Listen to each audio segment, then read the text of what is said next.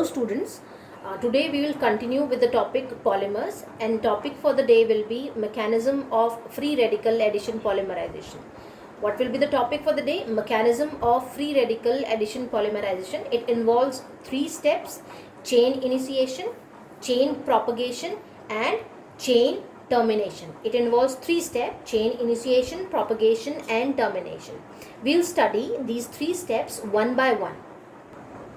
So the first step is chain initiation step. What happens in chain initiation? First, the peroxide is converted to radical. The radical will act as initiator for the reaction. Here we are taking benzoyl peroxide. Benzoyl peroxide on heating. Benzoyl peroxide on heating converts to benzoyl radical. Benzoyl radical has one unpaired electron in it, and further it will form a phenyl radical. This is phenyl radical, and phenyl radical will act as initiator for the further reactions. Now we have initiator with us. Initiator will react with any alkene. Here we are taking ethene as alkene because we are polymerizing ethene here. Ethene is reacting with initiator. In the presence of initiator, ethene will undergo homolytic fission. Homolytic fission is division of equal electrons from the bond. After cleavage of bond, distribution of equal electrons between two carbon atoms. Okay, this unpaired electron will react with unpaired electron of initiator and form this product. This is again a free radical which is very reactive. Here we are taking phenyl radical as initiator. So what is happening in chain initiation reaction?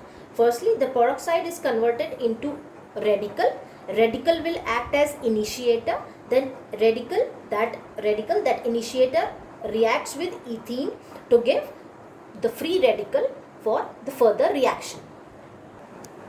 Next step is chain propagation. In chain propagation, this is initiator.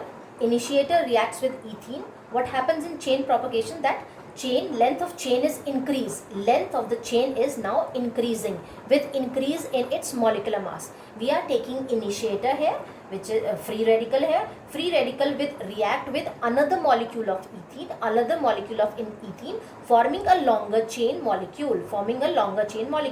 Here we only have 2 carbon atoms with initiator. Here we are having 4 carbon atoms. This propagation will proceed further like this.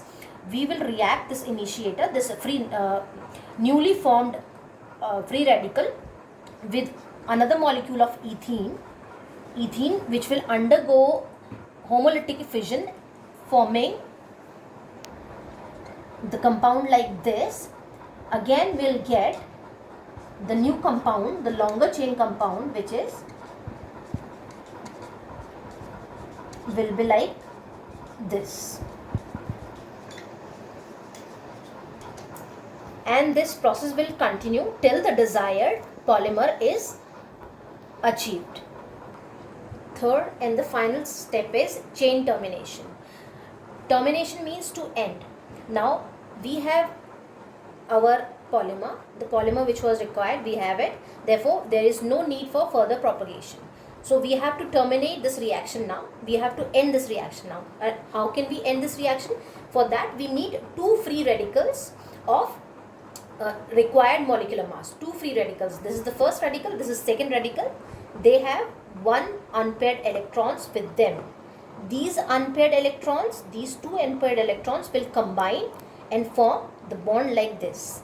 The bond between this carbon and this carbon. And this is the polymer which was required.